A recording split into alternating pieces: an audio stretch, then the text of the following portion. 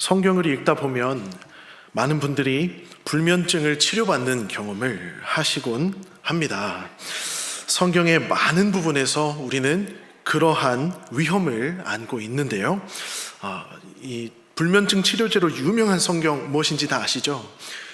위기가 온다고 해서 레위기 말씀 우리가 읽을 때면 참 많이 졸음과 씨름해야 되는 때도 있음을 보게 됩니다. 그런데요, 오늘 우리가 함께 나눌 에스더서 말씀은요, 정반대의 성경이라고 감히 말할 수 있을 것 같습니다. 에스더서 말씀 혹시 읽어보신 지가 얼마나 되셨나요? 다 한 번쯤 읽어보셨겠지만 저는 이 에스더서 말씀은 특별히 제가 좋아하는 말씀 중에 하나입니다. 읽다 보면 막 이 이야기에 빠져들어서 한 번 시작하면 쉽게 멈출 수 없는 이야기이죠. 저는 지하철에서 이 에스더서 말씀을 읽다가 나중에 그 하만이 자기의 꾀대로 멸망당하는 장면을 보면서 너무 재밌어서 웃음이 터진 적도 있었습니다. 이처럼 에스더서 말씀은 제가 참 사랑하는 성경인데요, 앞으로 수요 예배 말씀 시간을 통하여서 여러 번에 걸쳐서 이 에스더서 말씀을 심도 있게 살펴보려고 계획하고 있습니다. 에스더서 말씀은 바사, 페르시아 땅이죠. 바사의 포로가 된 이스라엘 백성을 하나님께서 에스더와 그리고 그의 사촌 모르드게를 통해 구원하시는 이야기입니다. 이 에스더서의 가장 큰 정서적인 뿌리에는 나라를 잃어버린 것에 대한 원통함이 있지만, 그러나 에스더서는 이와 더불어 원통함을 뛰어넘는 통쾌한 역전의 이야기를 다루고 있습니다. 그래서 저와 함께 이 에스더서 말씀을 묵상하시는 가운데 언젠가 한번 마음에 감동이 오시면 한번 처음부터 끝까지 쭉 읽어보셨으면 좋겠습니다. 키득키득거리는 그런 마음으로, 하나님의 일하심을 구하는 마음으로 이 말씀을 읽으신다면 아주 큰 은혜를 받으실 수 있을 거라고 믿습니다. 그런데 이러한 에스더서 말씀에 가장 큰 특징이 하나 있다면, 에스더서는 굉장히 여러 가지 특징을 가진 성경인데요, 시간 관계상 오늘 딱 한 가지만 알려드리려고 합니다. 에스더서를 해석하는 데 있어서 가장 중요한 핵심 요소가 한 가지 있다면 그것은 자막입니다. 에스더서 말씀에는 하나님이라는 단어가 단 한 번도 나오지 않는다는 사실입니다. 아마 이 정도는 성경 상식으로 다 알고 계시는 내용일 수도 있겠습니다. 성경 66권에는 제가 검색을 해보니까요, 하나님, 여호와, 주라는 단어를 합치면 이 하나님이라는 의미의 단어들이 대략 한 12,000번 정도가 나온다고 합니다. 성경 66권에 12,000번 쓰인 이 하나님이라는 단어가 에스더서 총 10장 가운데는 단 한 번도 나오지 않는다는 것이죠. 그래서 많은 학자들은요, 성경 66권을 정하면서 이 에스더의 순번이 왔을 때 가장 많은 토의를 했다고 합니다. 아시다시피 성경 66권에 포함되지 않은 여러 외경들과 위경들이 있다는 걸 아시죠? 그런 것처럼 에스더를 놓고 고민을 할 때, 아니 성경에 하나님이라는 말이 한 번도 안 나오는 이 책을 우리가 과연 성경책으로 받아들여도 되겠는가 하는 굉장히 깊은 논쟁이 있었다는 것이죠. 어떻게든 한 번 정도는 등장할 법도 한데 성경이 10장 동안 기록되는 동안 단 한 번도 나오지 않았다는 점이 이상하게 들리지 않으시나요? 이것은 우리가 추측할 수밖에 없겠지만, 이것은 이 에스더서를 기록한 사람이 일부러 쓰지 않았다고 밖에는 볼 수 없는 요소인 줄 압니다. 성경을 기록하면서 일부러 하나님이라고 하는 단어를 쓰지 않고서 이 성경을 기록했다는 것이죠. 그러니까 아주 특별한 방법, 그리고 아주 괴팍한 방법으로 기록된 성경이 바로 에스더서라는 것입니다. 그래서 에스더 성경은 성경인데 하나님이 없는 성경입니다. 또 이 부분만 들으시면 또 안 됩니다. 하나님이 없는 성경에서 오해하시면 안 되죠. 하나님이 드러나 있으나 그러나 그 안에 하나님이라는 단어는 단 한 번도 기록되어 있지 않은 성경이 에스더서 말씀이라는 것이죠. 그래서 에스더서는 하나님이 없는 성경인 것입니다. 아무리 그렇다고 하더라도 저자는 왜 이 성경을 기록하면서 어떻게 하나님이라는 말을 빼고 성경을 기록할 생각을 했던 것일까요? 그것은 지금 이 성경의 본문에 하나님이 없는 시대를 살아가는 이스라엘 백성들의 모습을 보여주기 위한 것이었습니다. 에스더서에 기록된 이스라엘 백성은 지금 나라를 잃고 포로로 페르시아 땅에 사로잡힌 백성들이었습니다. 그런데 이 이스라엘은 보통 나라가 아니었죠. 하나님의 특별한 택하심을 받았다고 하는 전능한 여호와께 택함을 받은 백성이 이스라엘 유다 백성이지 않습니까? 그런데 그들이 이방 나라의 주권을 빼앗긴 것도 모자라 포로로 사로잡혀서 이방 땅에서 살아가고 있으니 그들이 바라보기에는 그러한 현실이 하나님이 없는 것처럼 느껴지는 시대와 같이 받아들여졌다는 것입니다. 하나님의 백성인데도 불구하고 나라의 주권을 잃었죠. 그리고 나라의 주권만 잃은 것이 아니라 자신들이 살아가던 터전에서 강제로 이주당해서 하나님의 백성인데 페르시아 땅 위를 살아가야 했다는 것입니다. 이러한 상황 속에서 이스라엘 백성들은 아마도 과연 오늘날 하나님이 살아계시는가? 과연 하나님은 지금도 살아계시고 지금도 우리를 버리지 않으시고 우리를 위하여 일하고 계시는가? 질문하며 자신들이 당한 그 상황들을 하루하루 살아가야 했을 것입니다. 에스더서 말씀은 우리에게 이와 같은 상황으로 초대하고 있는 것이죠. 하나님이 사라져버린 것만 같은 시대. 이따가도 제가 여쭤보겠습니다마는 사랑하는 성도님 여러분의 삶 가운데 혹시 그러한 날들이 있으셨습니까? 하나님이 살아계시지 않은 것처럼 느껴지는 시대. 하나님이 나를 버리신 것과 같이 나를 위하여 도저히 일하고 계시다고는 믿어지지 않는 시대. 그러한 시대를 살아가는 백성들이 오늘 에스더서에 기록된 이스라엘 백성이었음을 우리는 기억해야 하는 것입니다. 오늘 본문 말씀을 함께 보기를 원합니다. 이러한 하나님의 부재는요, 오늘 말씀 가운데 우리는 더 두드러지게 느낄 수 있는데요. 오늘 본문 1절 말씀을 보니 이렇게 기록하고 있습니다. 이 일은 아하수에로 왕 때에 있었던 일이니 아하수에로는 인도로부터 구스까지 127지방을 다스리는 왕이라. 에스더서 말씀은 이 아하수에로 왕이라고 하는 이 왕이 페르시아를 다스릴 때 기록된 말씀이라는 것이죠. 혹시 영화 300이라고 하는 좀 오래된 영화입니다. 한 10년 이상 된 것 같은데요. 그런 영화를 들어보신 적이 있으십니까? 당시 그 엄청난 몸짱 열풍이 불어가지고 그 굉장히 유명한 배우가 팬티만 걸치고 창을 들고 적군과 싸우는 이야기가 영화 300인데요.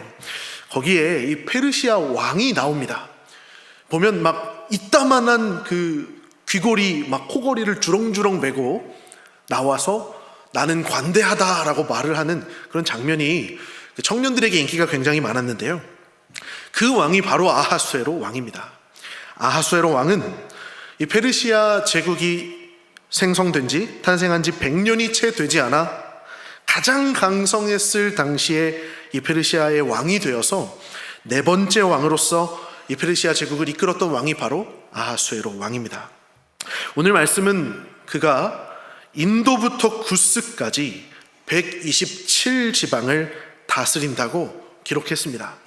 제가 이 127지방이라는 게 얼마나 많은 건지를 어떻게 하면 알려드릴 수 있을까 해서 막 챗 GPT에 검색을 해봤더니요, 이 지방이라고 하는 것은 서울시보다 더 넓은 개념이라고 합니다. 그러니까 도시라고 하기엔 더 넓은 개념이라는 거예요. 그런데 그 지역을 몇 개를 다스리고 있었다고요? 127지방을 다스렸다는 것이죠. 그가 다스리는 영토가 얼마나 넓고 그가 다스리는 민족의 숫자가 얼마나 많았는지를 보여주고 있는 것입니다. 이어서 3절 말씀부터 보면 이 본문의 아하수에로 왕은 백성들에게 잔치를 베풀기 시작합니다. 우리 3절 말씀인데요, 제가 읽어보겠습니다. 왕위에 앉은 지 제3년에 그의 모든 지방관과 신하들을 위하여 잔치를 베풀었다 하고 기록하고 있죠. 그런데요, 이 아하수에로 왕이 잔치를 베푸는데, 이 잔치라는 말이 굉장히 중요하거든요. 그런데 이 잔치를 며칠 동안 베풀었을까요? 우리 4절 말씀을 보면요, 왕이 여러 날 곧 180일 동안 잔치를 열어 그의 영화로운 나라의 부함과 위엄의 혁혁함을 나타내려고 하였다 말씀은 기록하고 있습니다. 우리가 잔치하면 가장 먼저 어떤 잔치가 떠오르시나요? 저는 결혼식이 생각났는데요, 우리가 결혼식 하루만 해도 이 잔치 하루를 베풀면 막 기진맥진하지 않습니까? 또 우리 최근에 성문교회 귀한 잔치가 있었죠. 우리 노회가 열려서 우리 담임 목사님 우리 노회장이 되셨는데, 그날 하루 잔치를 베풀어도 얼마나 고단하고 힘이 듭니까? 그런데 이 아하수에로 왕은 잔치를 무려 180일 동안이나 베풀었다는 것입니다. 네, 많이 놀라시나 봐요.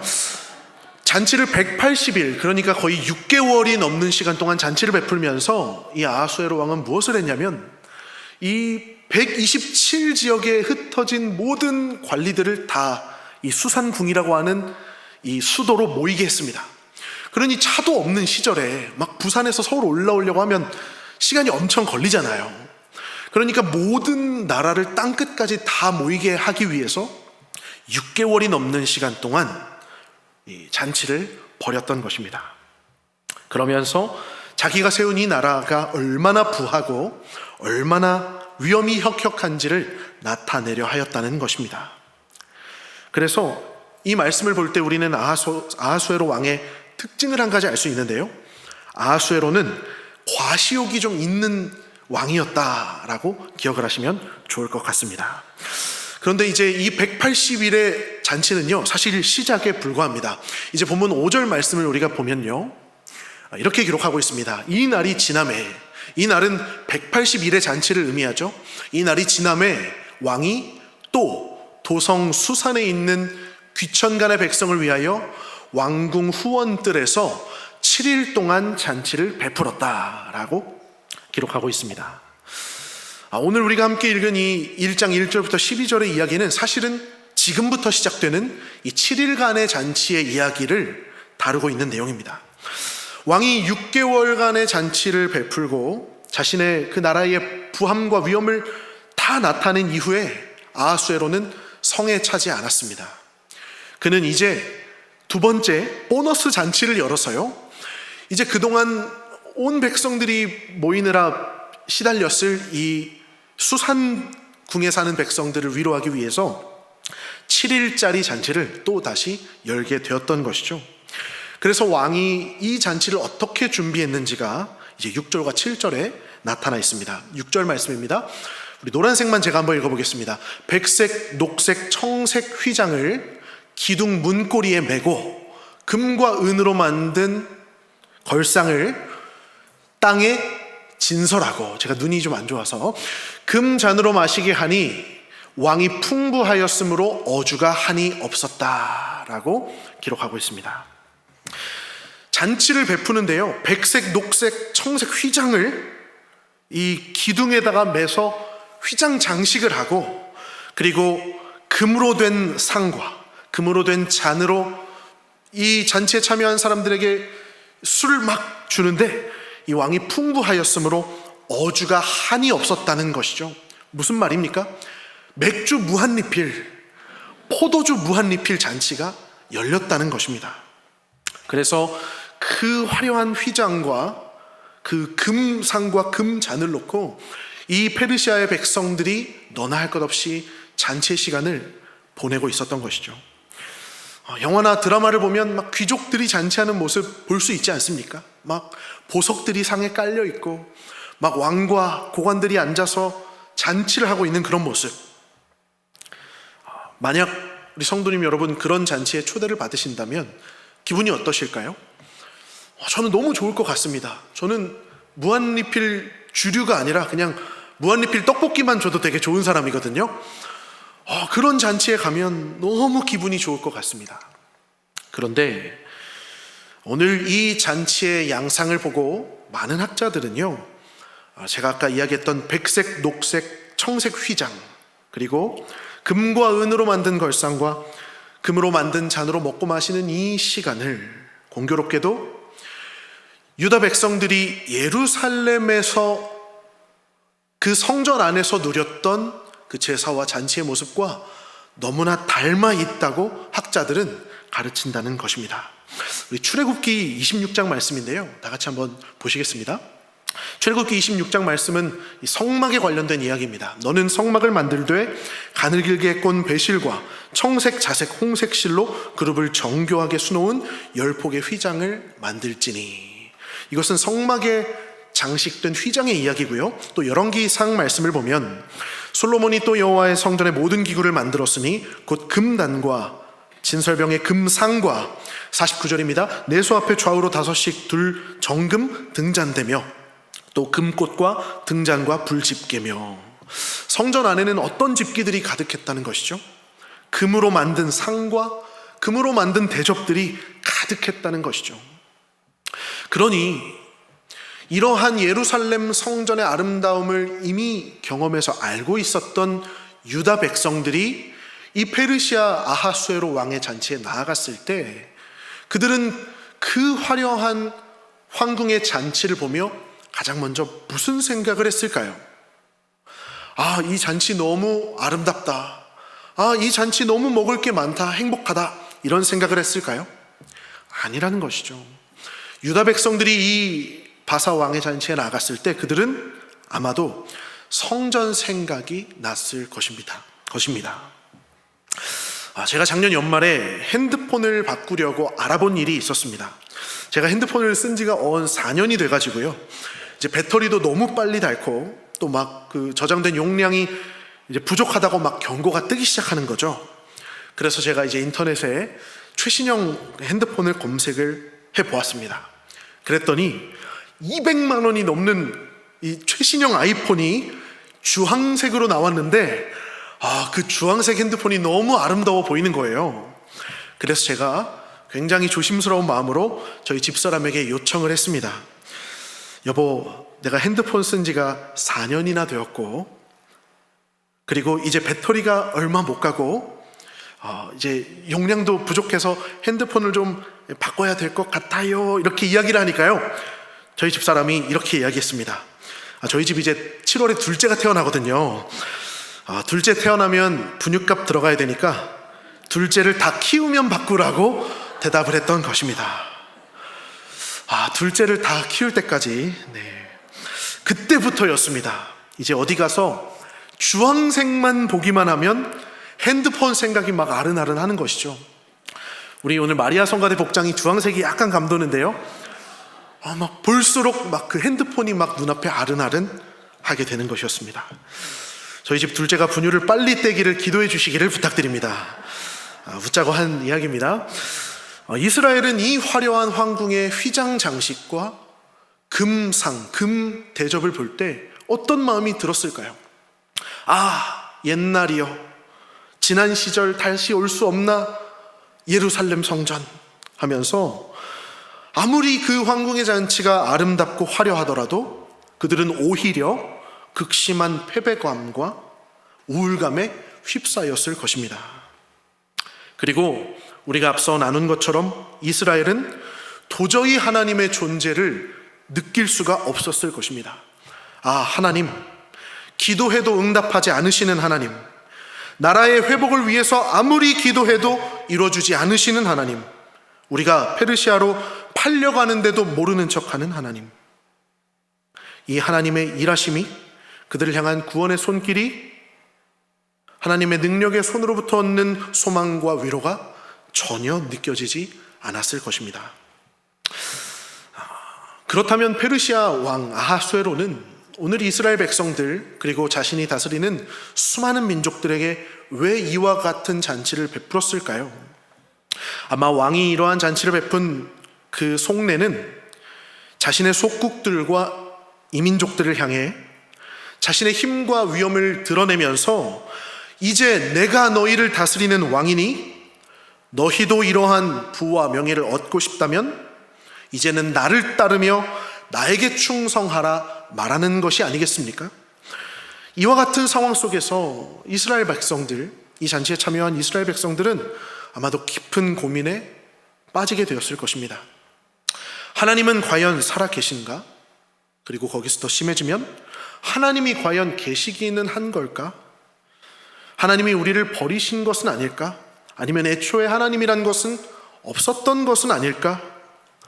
하는 불만과 의심 속에서 내가 정말 나의 인생, 한 번뿐인 나의 인생을 이제서라도 성공하기 위해서라면 내가 하나님 같은 거 믿느라 시간 낭비하는 것이 아니라 지금 나에게 이 금과 은과 풍성한 먹거리를 줄 수 있는 이 페르시아 왕을 따르면서 사는 것이 더 합리적인 거 아닐까 하는 고민에 빠지게 되었을 것입니다. 제가 얼마 전에 SNS에 들어가 본 일이 있습니다. 저는 요즘 젊은 사람들이 하는 SNS는 하지 않고 청년 시절에 만들었던 페이스북 계정만 하나 남겨놓고 있는데요. 거의 한 2, 3년 만에 이 페이스북에 들어가 보았던 것 같습니다. 그런데 제 또래 친구들은 이 페이스북을 거의 하지 않는데 제 중학교 동창생 한 명이 이 페이스북을 하고 있었던 것이죠. 그래서 반가운 마음에 그 친구의 페이스북에 들어가 보았습니다. 이 친구는 제가 중학생 시절에 같이 함께 코올리던 시절, 함께 그냥 아침 저녁으로 농구하면서 그냥 뭐 하라는 공부는 안 하고 그냥 재밌게 놀았던, 같이 신나게 놀았던 친구인데요. 페이스북에 딱 들어갔더니 이 친구가 아들을 한 명 키우는데 저희 아들 또래와 비슷한 또래의 아이를 하나 키우고 있는 거예요. 그런데 이 친구의 아들이 입고 있는 옷을 보고 있으니 여러분들이 다 아시는 구로 시작해서 찌로 끝나는 그 브랜드의 신발을 신고 있었던 것입니다. 그리고 이 친구가 이 아이를 이렇게 딱 들면서 찍은 사진이 있는데 일부러 그렇게 찍은 건지 어쩌다 그렇게 찍힌 건지 모르겠지만 거기 정말 알이 이따만한 시계를 차고 있는데 거기에 여러분이 잘 아시는 그 왕관이 그려져 있는 시계를 차고 있는 것이었습니다. 네, 롤렉스 시계죠. 그것을 볼 때 저는 그런 마음이 들었습니다. 정말 세상에 돈이 최고구나. 목사인 저도 사람들이 이래서 돈을 버는구나 하는 생각이 들었습니다. 만일 거기서 제가 그 유혹에 넘어져서 이제부터라도 내가 돈을 벌어야겠다라는 마음을 먹는다면 어떻게 됐을까요? 그럼 오늘 설교 본문이 다른 걸로 바뀌었을 수도 있습니다. 우리는 이 화려한 세상, 이토록 번영하고 이토록 돈만 있으면 편리하게 살 수 있는 이 세상 속에서 오늘 본문에 기록되진 않았지만 이 시대를 살아가는 이스라엘 백성의 마음처럼 과연 기도해도 응답해 주지 않는 하나님, 정말 살아는 계신 건지 아니면 애초에 살아있는 적이 없었던 건 아닌지 의심될 정도로 나의 삶에 무관심한 하나님, 그 하나님이 아니라 지금 당장 충성하면 나에게 막대한 재물과 이 세상 모든 사람들이 부러워할 만한 행복과 그 모든 즐거움과 모든 위안을 나에게 줄 수 있는 이 재물을 위해 충성하는 것이 합당하지 아니한가 하는 고민을 우리도 하면서 살아갈 때가 있지 않은지 돌아보게 됩니다. 사랑하는 성도님 여러분, 우리는 이 둘 가운데 어떤 것을 따르며 사는 것이 합당할까요? 오늘 말씀은 그 답에 대해서 이렇게 알려주고 있는데요. 우리 이어서 다음 본문들을 살펴보기를 원합니다. 그런데 오늘 본문 말씀은 너무나도 완벽해 보이는 이 페르시아 제국의 통치자 아하수에로에게도 한 가지 통제 불능한 균열이 일어나고 있다고 기록하고 있다는 것이죠. 우리 9절 말씀을 다 같이 한번 보겠습니다. 제가 읽겠습니다. 왕후 와스디도 아하수에로 왕궁에서 여인들을 위하여 잔치를 베푸니라. 아하수에로 왕에게는 이 왕후가 한 명 있었는데 그의 이름은 와스디였습니다. 그런데 이 왕후 와스디도 자기의 권한으로 개별적으로 자신과 친한 여인들을 위해 잔치를 열고 있었다고 말씀은 기록하는 것이죠. 황궁의 7일짜리 잔치와 별개로 자신이 베풀고 싶은 사람들을 향하여 별개의 잔치를 호스팅하고 있었다는 것입니다. 그런데 우리 10절과 11절 말씀을 보니 그때 제가 읽겠습니다. 제7일에 왕이 주흥이 일어나서 어전 4시 7사람을 명령하여 왕후 와스디를 청하여 왕후의 관을 정제하고 왕 앞으로 나오게 하여 그의 아리따움을 뭇 백성과 지방관들에게 보이게 하라 하니 이는 왕후의 용모가 보기에 좋음이라. 왕이 주흥이 일어났습니다. 취해서 추태를 부리기 시작하는데요. 어떻게 하였습니까? 4시 7을 불러서 명령을 한 것이죠. 왕후를 왕 앞으로 나오게 해서 그의 아리따움을 뭇 백성과 지방관들에게 보이게 하라 하면서 추태를 부리기 시작했던 것입니다. 그러니 이 왕후의 마음이 어땠을까요? 물론 왕이 오라고 했으니 당연히 나가야 되는 줄 알지만 지금 내 잔치를 신경 쓰기도 바쁜데 내가 오라면 오고 가라면 가는 사람이야? 하면서 이 왕의 명령에 몹시 불쾌해하기 시작했던 것입니다. 우리 마지막으로 12절 말씀입니다. 12절 말씀 제가 읽겠습니다. 그러나 왕후 와스디는 내시가 전하는 왕명을 따르기를 싫어하니 왕이 진노하여 마음속이 불붙는 듯 하더라. 이 왕후는 결국 어떻게 했을까요? 오늘 본문에는 기록되지 않았지만 왕후는 결국 왕 앞에 나아가기를 거절합니다. 그리고 왕후는 그 거절로 말미암아 왕의 노여움을 사서 다시는 왕 앞으로 나오지 못하게 되며 결국 이 왕후가 폐위됨으로 에스더가 왕후가 될 수 있는 그 배경을 하나님께서 만드시게 된 것이죠. 오늘 이 말씀을 통하여 우리는 넓디 넓은 영토를 자랑하며 127개 지방을 다스리고 그들에게 6개월이 넘는 잔치를 베풀 수 있었던 유능한 왕이 그 무엇보다도 자랑하고 싶어하며 그 무엇보다도 다스리고 싶어 했던 여인 한 사람의 마음도 온전히 다스릴 수 없었다는 사실을 보게 되는 것입니다. 그러므로 오늘 본문의 말씀은 이스라엘 백성에게 그리고 오늘 이 말씀을 읽는 우리들에게 질문하고 있는 것입니다.